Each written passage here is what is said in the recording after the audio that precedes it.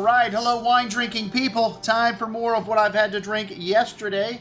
And Bruno Tait just happened to walk in the store this week, and you never know who you're going to meet here. This is, one of the top producers in the $20 price range and under category from Australia for the last 10 plus years easy with this Ballbuster wine. And these guys make only about 15,000 cases of wine, and most of it, about 12,000 of it, is in this Ballbuster. This has been an incredibly successful product. These guys have maintained their price and their quality with this from day one, and that is the most important thing. And the reason why a lot of Australian brands have come and gone is because they get a score and all of a sudden they raise their price. And these guys always score in the low 90s. And this is a wine we can sell for under $20, $18.75. Like I said, one of the most consistent wines you'll find in terms of its style coming from anywhere. And hey, it's got a screw cap. We love that. We love that about the Australian people. That helps make your wine more consistent, especially at this entry-level price range. Well, we started out with a little Wild Ride, and this is the first time I've had this wine because it's a new wine,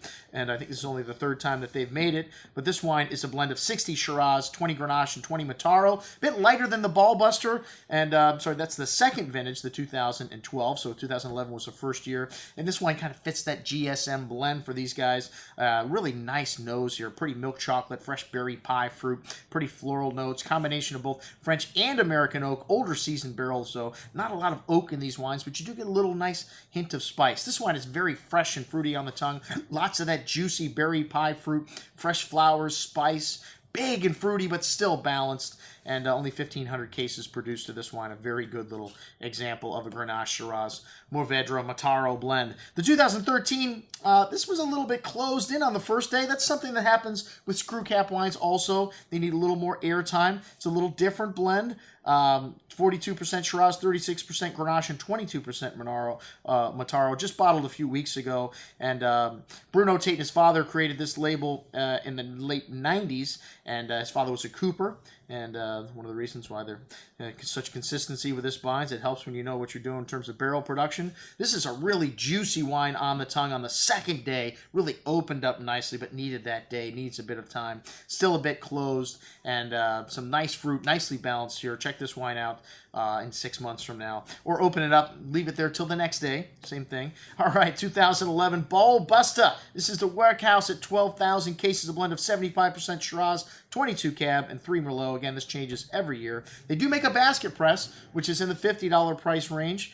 And let's just make a few thousand cases, though, of their highest end wine. They got a McLarenville Shiraz coming out next year, but this has been the workhouse for them. It's a big and fruity wine. Lots of dark cherry and blackberry fruit on the nose, milk chocolate, some violet floral notes. A big and fruity wine on the tongue, but nice ripe round tannins and sweet berry fruit, but still has nice freshness here at the end. A nicely balanced wine here. Excellent juice, the 2011. My favorite between the 12 and 11, it seemed to have a little more to it. The 12 was 78% Shiraz, 12% Merlot, 10% Cabernet, so a little less Cabernet, maybe that's wine, and also a little higher in alcohol. The 11 was 14.9, this is 15.5, and you get a lot of that sweet cherry liqueur-like fruit, milk chocolate, sweet tobacco spice, rich and fruity on the palate, but again, nice freshness, nice balance. Maybe just not quite as well endowed as the 11 yet. Maybe it'll take a little time to come around. That's what we had to drink with Bruno Tait.